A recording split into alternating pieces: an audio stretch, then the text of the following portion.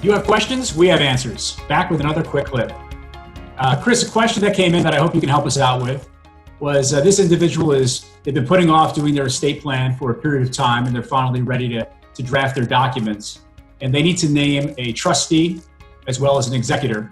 And they'd like some help in terms of our thoughts. What should we be thinking about as we name these folks in our documents? So I thought we might start is, what's the difference between a trustee and an executor? Maybe start there. Sure.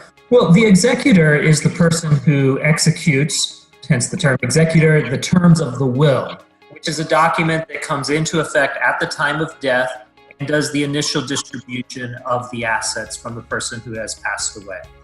A trustee is different in that sometimes a will or even a trust is created before death that actually provides for assets to be retained and distributed over time to the beneficiaries. And so if you have a distribution that happens over a period of years, then you're going to have a trustee administering those distributions. So both of these roles sound like they come with a great deal of responsibility. And what are your thoughts as it relates to naming these individuals, right? What should people be thinking about? Well, a lot of times when people think about naming their executor or their trustee, they think about naming their oldest child or all of their children, or a close friend or relative of the family, because they feel like it's an honor to name that person.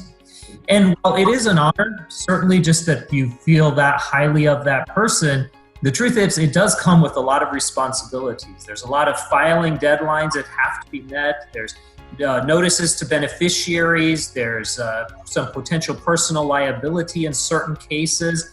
And so a lot of times, tongue in cheek, we'll say the person you want to name as your trustee is actually the person who you absolutely trust, but really can't stand, because you're giving them so much responsibility and such a burden that really you might not be doing them an honor by making them your executor or trustee. So what can be done as it relates to, say, the trustee perspective to make sure that this individual or this family member is not overwhelmed and is given the right expertise and guidance to fulfill this role or requirement?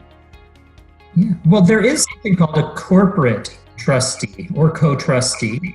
And this person really is someone who is in the industry. They are used to dealing with the filing deadlines and the taxes. They are absolutely an independent party. So imagine the uncomfort if my dad passes away and makes me the trustee and my brother has to come to me to ask for money, right? That's just not a good family dynamic.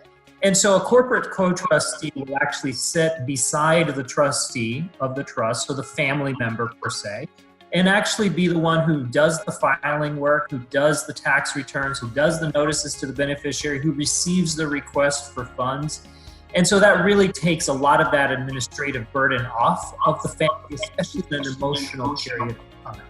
Now, it may sound a little scary to have some corporate co-trustee. A lot of times it's an advisor, friend of the family, or a company that the family has a relationship with.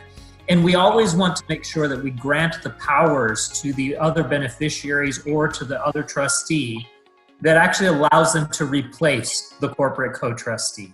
And that way, if there is any issues of communication or anything like that, you can replace that corporate trustee to the benefit of the beneficiaries. But again, the purpose of the corporate co-trustee is to be that partner to deal with the financial and tax and legal obligations that arise from being a trustee. So that burden is not completely on that individual you named. Sure, that makes a lot of sense.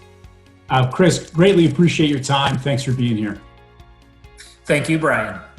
And if you or anyone else has questions they'd like answers to, they can go ahead and feel free to email us at qa@marinawealthadvisors.com. Thanks for watching.